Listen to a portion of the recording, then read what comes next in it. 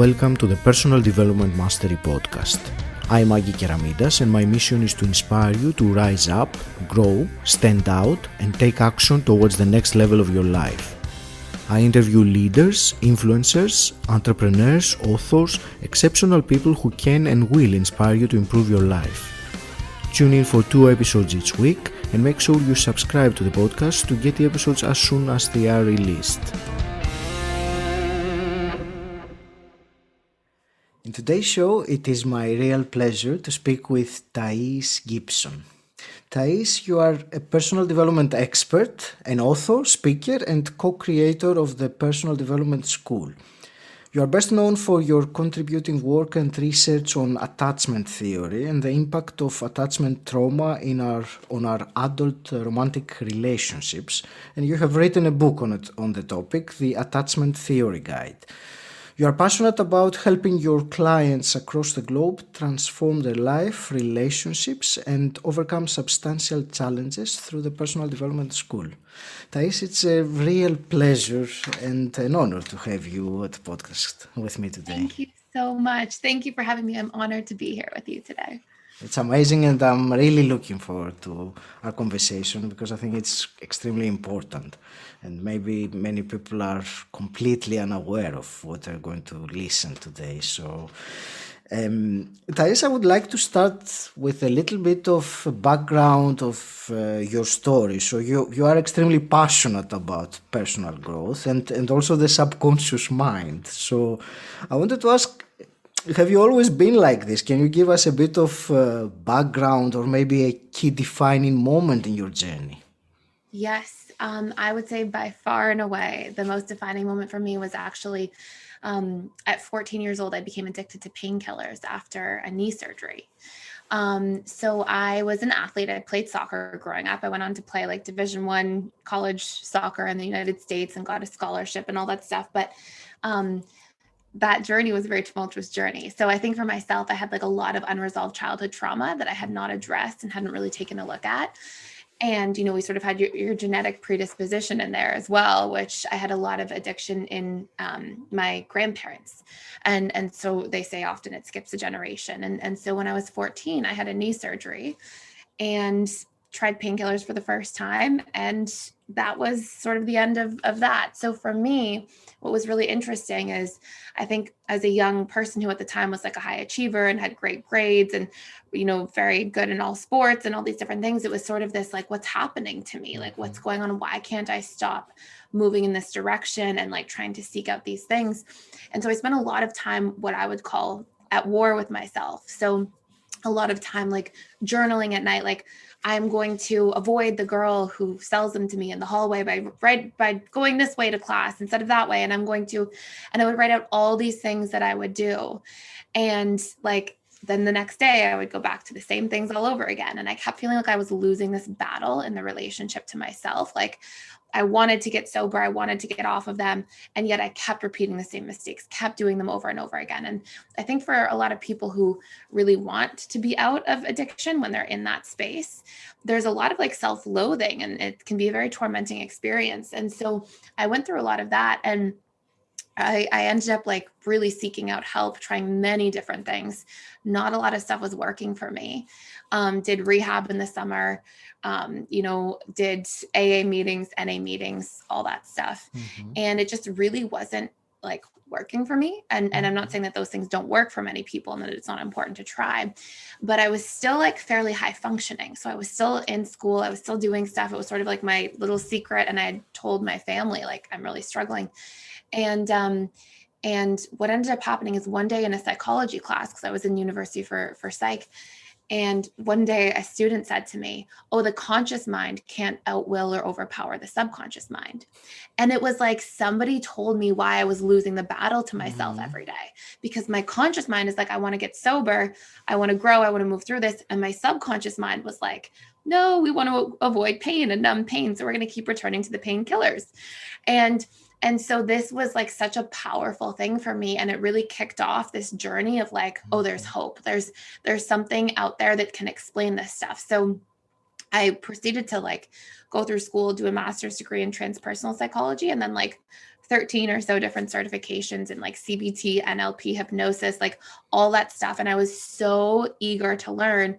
And when I learned about subconscious reprogramming and being able to isolate our patterns and our traumas and the meaning we gave to those things and the stories about ourselves and do reprogramming work, for me, it was like healing the roots of problems that were allowing the symptoms to go away.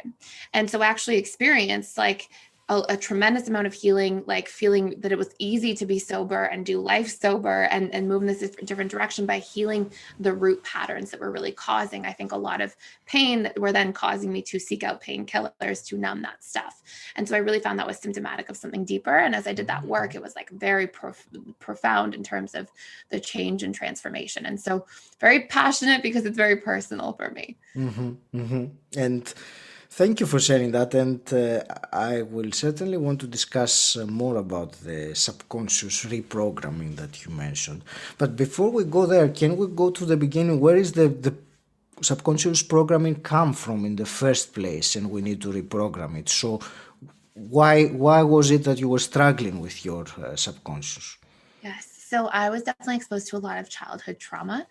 So there was a lot of things I saw in my household, a lot of really challenging family dynamics that I went through. And as a result of that, I think I had a lot of really intense core wounds. So whenever we go through traumatic events, we basically get imprinted at the subconscious level. And I remember somebody saying to me in rehab, and this is like a really big game changer. Somebody said to me, genetics loads the gun and environment pulls the trigger. And I remember feeling haunted by that at first because I'm like, oh, that makes sense and it sounds nice, but you're just telling me it's genes and environment. You're telling me I'm a product of my genes, and I knew addiction ran in my family and my environment. And I was exposed to a lot of volatility in childhood. A lot of childhood trauma stuff went on. And so I was thinking, like, you're telling me I'm SOL. You're telling me I'm going to be stuck like this for life. And I was like, I think I was 18 at the time or 19. And I was like, I can't accept that. And I later learned through a lot of my own research that it's your perception of the environment that pulls the trigger, because you can take people in the same objective environment, but because of their own subjective interpretations of that environment based on their past programming, they can have a totally different experience. So for example, somebody might lose a job in their adult life. And if their subjective interpretation of that was, I'm unsafe, I'm going to be homeless, I'm never going to get another job, they're in suffering. If somebody else's subjective interpretation was, you know what, I didn't like this job, I was waiting to get out of here, they're in pleasure, they're happy, they feel relieved secretly. And so it's really important that we realize, okay, what is that subjective interpretation made up of? And that subjective reality, that subjective filter that we see reality through, is all of our subconscious programs that we've collected because of things that we've been imprinted with over time. Now, the things that imprint the subconscious mind are three main things. We get imprinted by what's modeled to us, so what we see in childhood. We get imprinted by what we hear over time. So I don't have enough money. I don't have enough money. We're running out of money. That creates an imprint. It's really the repetition of things plus the emotion behind them that actually creates programs. And then it's also our firsthand experiences. So whatever we're repetitively exposed to that elicits an emotional response naturally imprints the subconscious mind. So to circle back for myself, going through lots of volatility in childhood, I developed a lot of interpretations about the world because I had a lot of repetitive things. And I developed a lot of stories about myself in my life. That filter for me was, I am helpless, I'm powerless, I don't have control, I am unsafe.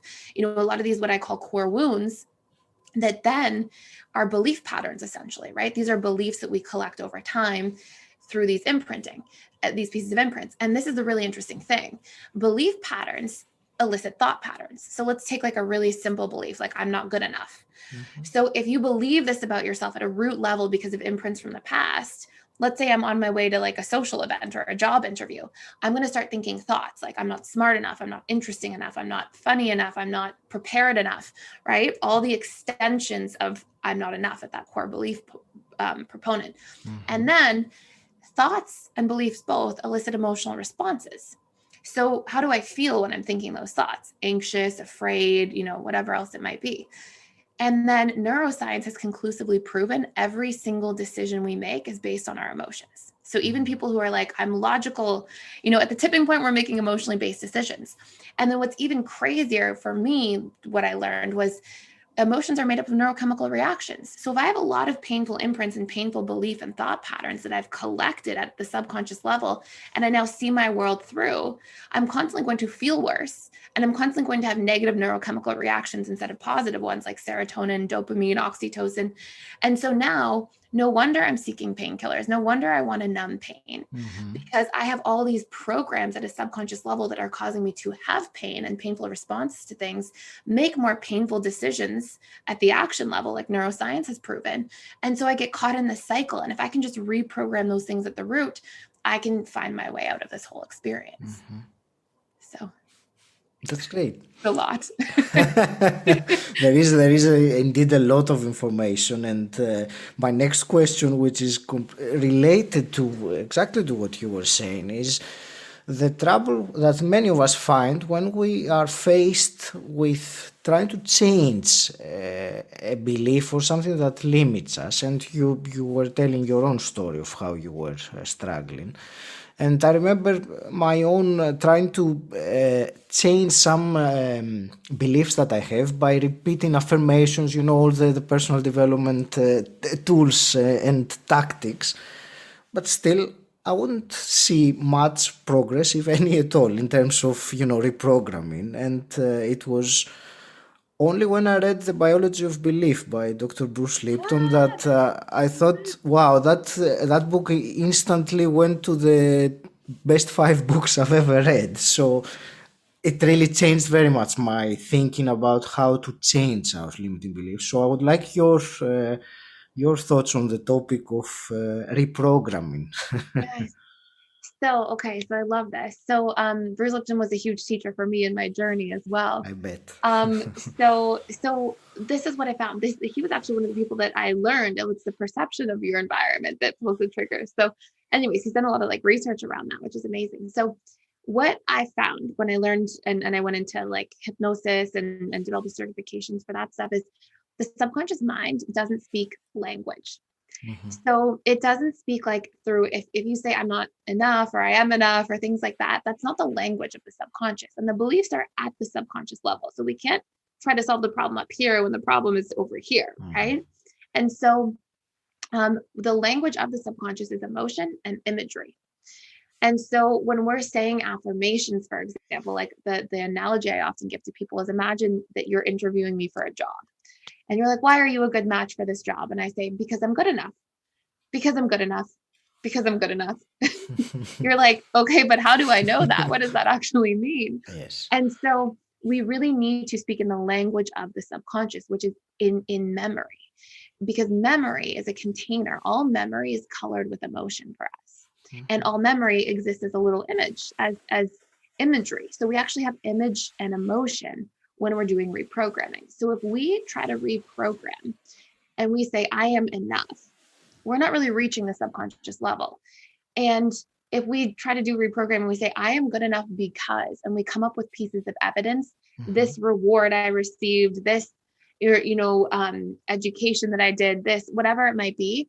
Let's say I say, oh, I'm good enough because I have this education. Maybe my mind, when I say that education, pictures myself walking across the podium and getting my certificate and Yes. and or diploma, and then I'm in this position where my subconscious just picks that up because I have the image and I have the emotion contained within that memory. And so now we're actually using our conscious mind to speak to our subconscious mind when we have that evidence. And if we combine that with being in a relaxed state of mind, so in a suggestible state, when we're producing more alpha and theta brainwaves, like after a meditation, in the first hour we wake up, or last hour when we go to sleep, we're much more suggestible.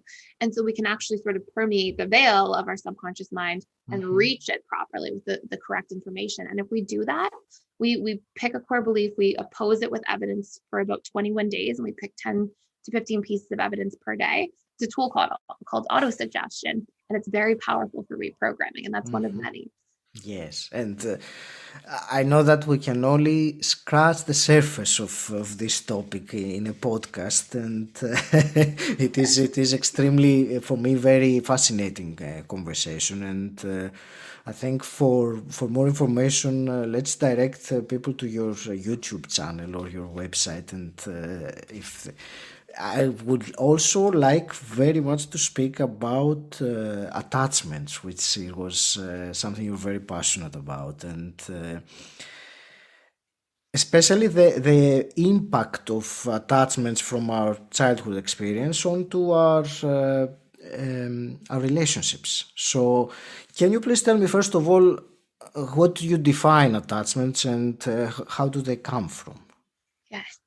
So you can think of attachment as being like, if the idea of attachment theory is essentially just in an analogy that's really well digestible, is that we all learn a subconscious set of rules for how we relate and how we connect to other people. And we learn them from our childhood, and they're basically a collected set of imprints at the subconscious level based on the repeated exposure we have to certain events. And what's interesting is I often give the analogy that if you, let's say you and I sit down and we're going to play a board game, but we have totally different rules for the board game. So we play Monopoly, and my rules are like rules for checkers, and yours are like rules for Monopoly. We're going to have some problems. We're going to have some like conflict and confusion, and things pop up that are unforeseen.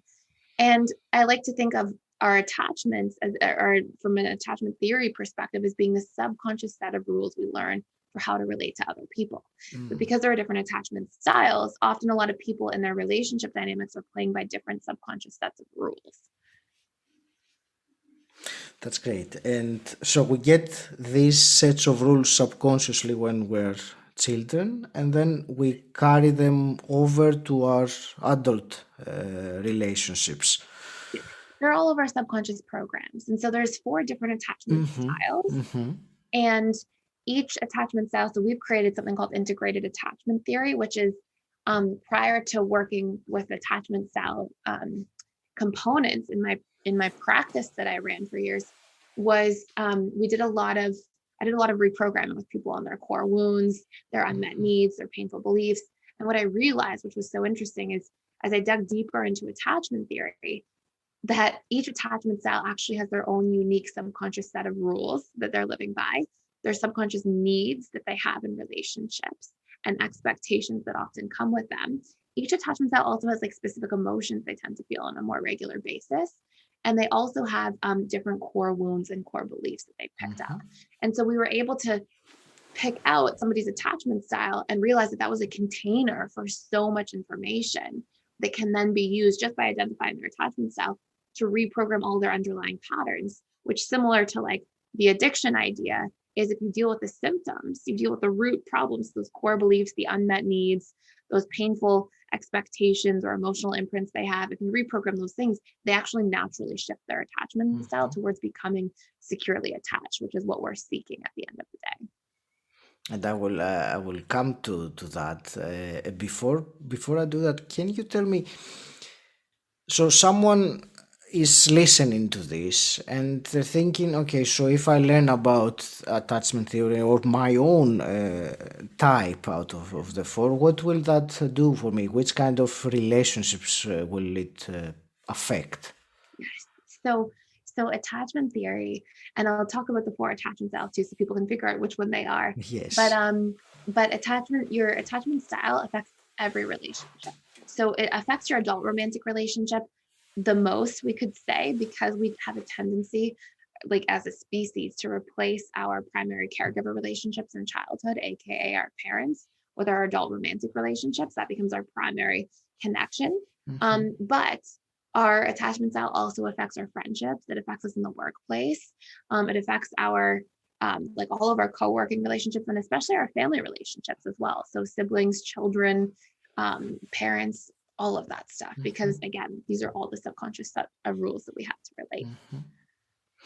And these 4 types of attachment styles, does every person has their own, or does it also depend on? So could I be a different style on my romantic relationship than on my friendships, for example, or is it like one thing? The great question. So what we'll see is it's based on what you're exposed to. So it's really interesting. Like we have rules and you can think of them as being relative to the game that you're playing in a way. Yes. Mm-hmm. So for example, let's say like I grew up personally and I was fearful avoidant. So, and I'll go through and share what this means. But I was an only child for the first 7.5 years of my life. So I had a sibling who was born earlier. Mm-hmm. And I had parents who were quite controlling a little bit. So I didn't play with a lot of kids growing up. So, until I did this attachment style work, I was fearful avoidant with my family relationships and bringing up into my adult romantic relationship. But my rules for relating to kids and to peers were quite dismissive avoidant. So I was very, I didn't have a lot of needs that I would meet through friends. I, became more adjusted as I worked at that as I got older. But up until like 5th or 6th grade, I wasn't like, I was very shy, very introverted, very like not connecting with a lot of other kids, just like found my needs being met through sports and through like other things. And so because my exposure around kids was very minimal until I went to school, my subconscious as it related to peers didn't have a lot of exposure there. Mm-hmm. And so it's based on like the relationships that you're connected to. But if you have a primary attachment style, like you're very strongly fearful avoidant, you're going to see that still shows up to a certain degree as patterns in other relationship dynamics as you get closer. So do you want me to break down the different I was about to ask you, can you break down those 4 types? So maybe we can, as you describe them, we can identify some characteristics that might be very, very familiar with. Absolutely. So the first type is the securely attached type. It's the only secure attachment style of the 4. And it's ideally what we're really trying to move towards. So securely attached children in their upbringing often get really good modeling of behavior. So they're taught that their emotions are okay to talk about. They're taught that their feelings are safe. When they cry as children, caregivers often come towards them and soothe them and connect them. And caregivers tend to be loving and quite consistent. There tends to be a lot of structure in a child's life. So they basically grow up feeling like, I am worthy of being seen and heard. I am loved just for being who I am, not for what I do. And they feel like they're safe and they feel like they can trust. And so they grow up and they go into school and they go into different things and they naturally have an easier time connecting with others because they have that natural self-confidence. My feelings are good. I can be seen and heard, all these sorts of beliefs. And obviously when they go into adult romantic relationships, that has a major role there as well. And then you have your 3 insecurely attached types. And at one end of the continuum, in a way, we have our dismissive avoidant. So the dismissive avoidant is the individual who they usually grow up and they have some form of emotional neglect in childhood. And this doesn't have to be like overt emotional neglect. It can be more severe neglect where a child is not parented properly, food's not on the table, parents are really, really struggling, they're not available whatsoever. But a lot of the time, it's more under the radar emotional neglect. So it'll be things, for example, like, food's on the table, there may be some structure and order in the household, but caregivers are not expressing a lot of love, a lot of affection to the child. And because when we're biologically wired for attachment growing up, we get really afraid at a very young age and can get really into sympathetic nervous system mode, like fight or flight, if we don't feel like our caregivers are attuned to us. If we cry and they don't come towards us, or if we cry and they say, stop crying, and they kind of shame us for our emotions, things like that. Basically what happens is a child, because they know that they are completely dependent on their caregiver for survival, as a child coming into this big, scary world, if you don't feel like you're connected to and emotionally attuned to, there's a bit of an ongoing survival response happening where you're going, am I going to be abandoned? What's happening? Why don't I feel this bond? So if that proper bond isn't there, even though other things can be there, a child sort of learns to cope by going really inward and being like, okay, I'm not safe to be vulnerable. I'm not safe to bond to other people. It just makes me feel rejected because I want this thing and it's not getting met. So I am unsafe. And then a child as well, they don't have the capability of going, oh, my caregivers are emotionally unavailable. So instead, they make it mean something about them. I must be defective. There must be something wrong with me at my core. And so a lot of this dismissive avoidance have a big shame wound. And then they also feel like, okay, I have to meet my own needs. And they learn to be hyper self-reliant. They don't like to let other people meet their needs. And as a byproduct of that, they often grow up and they feel trapped easily, helpless, afraid of being in close relationships where both parties meet each other's needs, because all of their programmed and imprinted associations from childhood are negative around vulnerability, emotional connection, all those sorts of things. So we often see the dismissive avoidant in their adult life be the person who avoids relationships, doesn't want to make a commitment, sometimes is out of relationships for very long periods of time, like a decade, 20 years, things like that, and really tries to create a lot of space as a means to protect themselves and stay safe. And their comfort zone is hyper self-reliance. And then on the other end of the continuum, sort of exact opposite, you've got your anxious preoccupied. And this is the individual we'll often see who's in their adult life is like the clingy one or the needy one, or the person who like wants a lot of closeness and gets afraid. And this is all coming from their childhood imprints at a subconscious level, where they usually felt some kind of real or perceived abandonment. So it could be that a caregiver in a very young age, left the home for a year to travel abroad, or had to work somewhere else or something like that. Or it can be that the caregivers were really warm and loving, but maybe they both had a busy work life. So they work a lot, they go away, right? So you see this child who like really learns to bond through others and feel safe doing that. And they keep getting this like perceived abandonment, like, oh, mom and dad work for 12 hours a day or whatever it might be. And so that repetition is what programs. And so they repeatedly get this fear of abandonment, fear of being alone, fear of being excluded. And these are the core wounds of the anxious preoccupied. I will be abandoned. I will be alone. I will be rejected. I will be excluded. And maybe it's because of me not being good enough.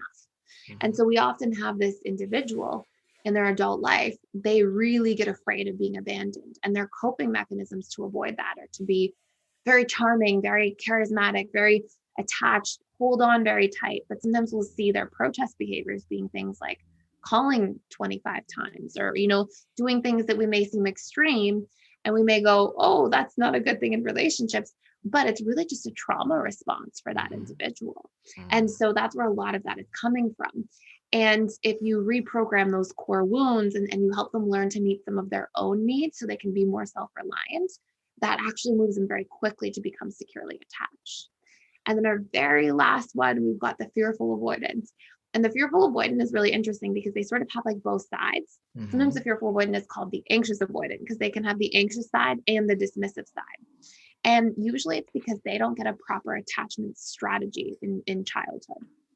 So what often happens is you may see a really easy example is, let's pretend that a fearful avoidant has a parent who is an alcoholic. And so what they'll see, for example, is, okay, sometimes I can bond, let's pretend it's mom. Sometimes I can bond with mom and she's sober and she's really nice. And sometimes I can bond with mom and she's sober, but she's detoxing from so much alcohol and she's really mean. And sometimes mom is drinking and she's really nice. And sometimes mom is drinking and she's mean and scary. And so there's no consistent way of connecting. And so what this child learns is they get the anxious side, like, oh my gosh, I'm going to be abandoned. I'm going to be alone. Mom might drink again, and they have the avoidance side where they go, people are painful. People reject me. It doesn't feel good to connect because mom's scary sometimes and she doesn't feel good to be around. And so they get the core wounds of the anxious and the core wounds of the dismissive, where they have, I will be trapped, I will be helpless, I will be powerless, I am unsafe, I'm out of control, something's wrong with me, or I'm defective, and I'll be alone, abandoned, not good enough, those sorts of things. But the primary biggest ones for the fearful avoidant are, I cannot trust, because they usually don't see anything that allows them to develop that trust and that trusting in their bonding with the caregiver. And so they tend to be like two huge characteristics of the fearful avoidance. They can be very hypervigilant. So they're always reading between the lines. They're always like looking for what's in between. Sometimes that's a superpower. And sometimes that helps people dig deep into stuff. And that can be a nice thing. But sometimes with people and relationships, it can make it very difficult because they can be very suspicious. And then there is that sort of suspicious characteristic where it's like they're sort of on guard a lot of the time, and they have a hard time sort of like letting their walls down and things like that. So those are the major attachment styles, and hopefully people can sort of recognize where they are in that mix of everything. Thank you for this, Thais. It's fascinating. And I suppose we have a blend of these types in our behavior, don't we? A plant of it? A blend, like a blend, yes. yes. Absolutely. We usually don't just have like one specific style. Okay. Usually we'll have like a primary attachment style, and then we'll have other patterns that if you imagine that's sort of on a continuum, you'll sort of say, okay, lean this way on the continuum. I'm going to have some, anxious patterns, and I'll have a little bit of that showing up for me, or I have some avoidant patterns. I do tend to sort of push people in. I can rely on myself a little too much sometimes. I don't want to be vulnerable. And so you can sort of see where you exist on that continuum to a degree as well. Sure, that's it. Thank you. And so once we recognize the type or the types of attachment, and let's say that we want to do something about it. So of course, recognizing it is always the first step. So what would be an appropriate next step to take? It's an excellent question. So I think something that's important to give context for is the only way that we emotionally suffer or are in pain is because of two things: either unmet needs, and unmet needs elicit a pain response, right? That's a good thing technically, because Yes. if you look at it from an evolutionary perspective, it's like, oh, I have hunger pain, so I seek food, or I have, I feel discomfort of the cold, so I seek out shelter. So we have this natural, like, the pain makes us move, it makes us evolve, it makes us show up. But then suffering is the story we tell about the pain. So let's say, for example, we have a basic human need for love and connection, and maybe our need is unmet because maybe somebody lives alone during COVID and quarantine and all these different things. So they have a little bit of that unmet need, and that doesn't feel good. And we have to be adaptable and find ways to get that needs met in other forms. But if we then start telling a story and we say, oh, nobody wants to be around me because I'm unlovable, because I'm not good enough, I'm going to be alone forever. Now we have suffering. So with that being said, seeing that those are the only things that can cause pain or suffering, when we're trying to heal, whether it's our attachment style, whether it's like addictive patterns, whatever it might be, we have to start isolating what our unmet needs are and what our painful stories are about ourselves and the world. And those are the things we have to reprogram. So we have to reprogram our relationship to our needs. So for example, somebody who's anxious, preoccupied, they're always like relying on other people to get their needs met, right? They're out of relationship to their own ability to meet their own needs. And so part of their healing becomes, I have to reprogram using repetition and emotion, my ability to have a relationship to my own needs. So I need to learn what my needs are on a regular basis. Let's pretend an anxious, preoccupied really wants to feel validated by other people, encouraged. Well, we have to learn to start encouraging and validating ourselves in our internal dialogue. We have to learn to stop putting ourselves down and being so self-critical, and instead start building ourselves up and being encouraging. And so when we start identifying what we need in relationships from others, if we're on the more anxious side, and then learning to meet those needs in relationship to self, we build some self-efficacy there. And that already moves somebody towards secure. And when we combine that with identifying those core wounds, like I'm going to be abandoned, I'm unlovable, I'm going to be alone forever. And when we start reprogramming and telling a different story, like we talked about earlier with auto-suggestion, for example, or other reprogramming tools, we start to be able to uproot those wounds, and we're not seeing the world through that filter anymore, which allows us to feel safer connecting to other people and not so afraid. So we're really always targeting, there's other components, but the big major ones are, what are my unmet needs? How can I start meeting those for myself? And what are my painful wounds, and how can I start reprogramming those wounds? And the absence of those things puts us back into a secure place naturally. So that's the anxious. The dismissive, on the other hand, they tend to be like, I can't let other people meet my needs. So their healing towards balance and equilibrium is all about, if I'm dismissive, for example, I have to learn to practice relying on other people a little bit and learn that it's safe, and practice being a little bit more vulnerable on a regular basis and asking for my needs from other people. And so that's the reprogramming of those needs. And then again, reprogramming the stories. I am trapped. Something's wrong with me. I am unsafe, etc. Fearful avoidant, exact same thing. Reprogramming relationship to needs, and then learning to actually reprogram those core wounds. And as long as we do those things, that's our pretty fail-safe way of reprogramming our attachment style. And I've seen this with thousands of people at this point. So it's quite simple when you understand like the background of what's going on. It sounds fascinating. And I'm actually curious. I wanted to ask you, Thais, based on your experience and your research, what kind of percentage are secure? Or predominantly secure anyway. Okay, so it's really interesting. Research says it's about 50% of people. Okay. You know, I I always sort of go back and forth because we could argue that my sample size of people who are coming to do the work are coming from an insecurely attached place.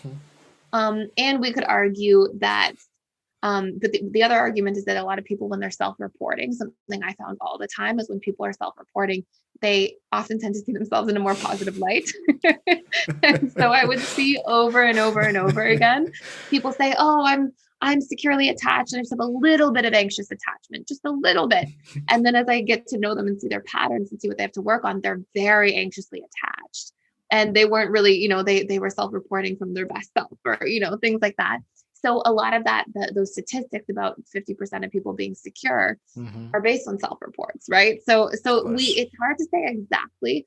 I found in the people I worked with, it was much less. But then again, like we're saying, we could argue that with my sample size, where people are coming to do the work and show up, and so they're obviously coming from wounds. So it may not be a fair representation of the entire population. So. We were discussing this before we started recording, that I took the test that you have on your website, and I'm thinking now probably in some of the questions, when I was not entirely certain of the answer, I chose the one that my ideal self would choose rather than the harsh reality. So I really get what you mean about self-reporting. And we could argue too, right? Like you're here, you're working on your journey, you're really aware. So, obviously people who are probably listening to this podcast, they might have a little more insight into themselves. I'm sort of talking about people who come in because they're like, I need help. I don't know what's going on. I have to work on myself, and they're coming from like emergency situation. People I saw in my practice, maybe people could be a little more trusted to self-report who are already learning and growing and have that insight, but you never know for sure. Amazing. Do you want to tell us some of your work? How do you help people specifically with attachments and that type? So a lot of it is like what we're talking about, that like understanding the needs, understanding the core wounds. There are other components for sure. Like we'll find, for example, that anxious, preoccupied, and fearful avoidant both really struggle with boundaries. And what we'll see is like a big pattern, for example, for fearful avoidance is that they will give, because they have this like I am unworthy core wound a lot of the time. Like I'm not worthy for who I am. I'm worthy for what I do or create or give or share. And so they often are earning their worth in the world. And so they'll go out of their way to like give and then often under receive. And then they get angry later on. They become resentful. They become upset. Anxious will do the same thing, but they won't get upset because they're too afraid of being abandoned. So instead of pushing people away and feeling upset, they'll continuously people please forever. So there's characteristics around codependency, enmeshment, boundary setting, little things like that as well, and learning like our emotional patterns and how to regulate. But you meant like my work in terms of what kind of tools I provide. Is that what you mean? And that as well, if you want to share, that would be great. Yeah. So the work that I do, so I originally ran a practice for the better part of a decade and worked with a lot of people one-on-one.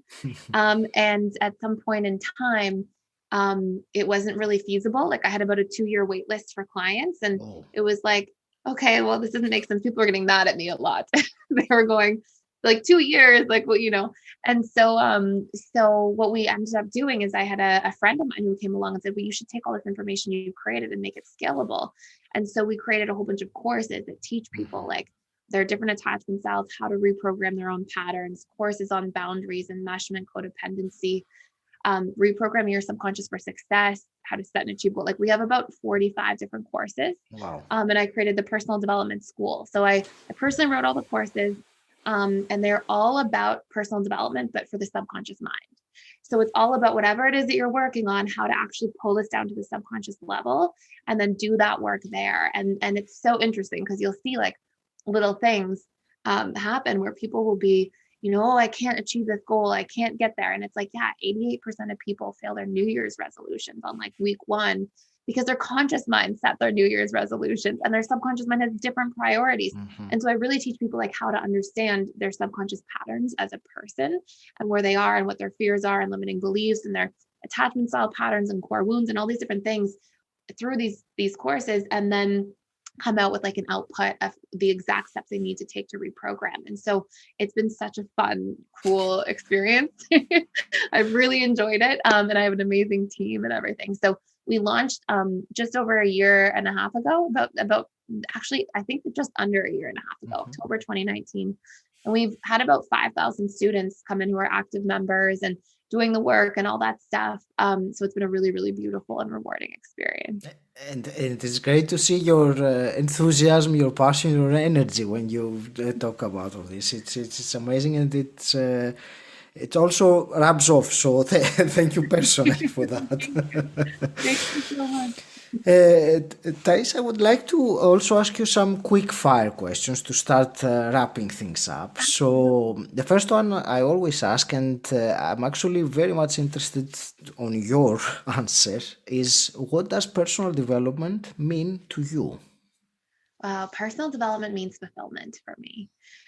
Because I think that we can, I remember growing up as a kid going, I just want to be happy, like just really wanting happiness and like peace.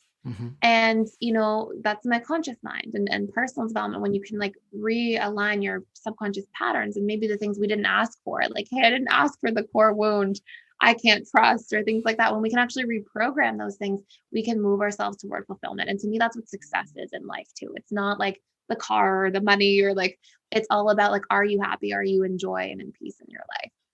So that's great. And let's say you could go back in time and meet your 18-year-old self. What's the one piece of advice you would give her? If I could do it over, I would, at 18, I would be like, the subconscious mind, go learn about it right now. I would have saved myself the next 3 years of suffering until I started really learning. But I would say that, but I would also say have patience. I think I had a lot of lost faith at points, as a child or as a young adult. Like, oh my gosh, I'm never going to heal from this stuff. It's not possible. Like, you go to different meetings and different things and you see it's a 40-year struggle. And I think that terrified me. So I would also say it will get better. Do not worry. Yeah, I would definitely teach about the subconscious mind as soon as possible, because it really gives us a lot of the power to take our lives back from whatever pain we're coming from. Absolutely. And let's say that you had a magic wand and you could wave it and change something in the world, anything in the world as it is today. What would you change? Wow. I would say, I would probably, honestly, not to be like a broken record, but I would probably teach people that they can heal through their subconscious first, because I think in our nature, we're very good. And I think that trauma builds up, and I think that we lose touch with that sometimes with the more trauma we have, and especially people who don't get exposed to like the opportunities for healing and things like that. So I think if people had the right tools and the right hope, we would all move in a much better direction. But I think there's this quote that I've always loved, and it said, "He who hates evil only creates another one." And I think we go through life and we see things we don't like and we judge it and we get mad at it, and all we're doing is creating more of what we don't want. And so, I really believe we either move towards the problem or we move towards the solution. And when we can be for what we do want instead of against what we don't want, it's really powerful for shifting. And so I would also put that in there somewhere so that people could have access to maybe that point of awareness and start shifting in a different direction collectively as a result, maybe. I agree 100%. I will say amen to that. To take our energy from what we don't want and put it towards what we want. And it's off topic, but especially in these times that we're living now, let's put our energy away from the chaos that is happening and put it into what we would like to happen instead.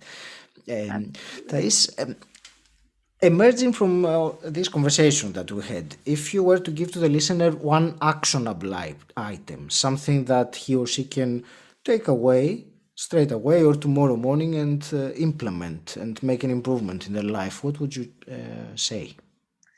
I would say, obviously you can have all the tools that we talked about, from like the knowing your attachment style and doing the reprogramming, one of the tools we've discussed. But I would say if there's just one simple thing, I would say learn to be compassionate to yourself in your internal dialogue. I think that is such an important part of healing, because we really go through when we beat ourselves up. And, a lot of our internal dialogue is basically our internalized, punishment reward system from our parents. Like if we had a parent who's really critical, we're all critical. We've usually taken the voices around us that were in the most negative forms at the scariest times and internalize them. And that becomes our dialogue and relationship to self. And it acts as a tremendous barrier to healing.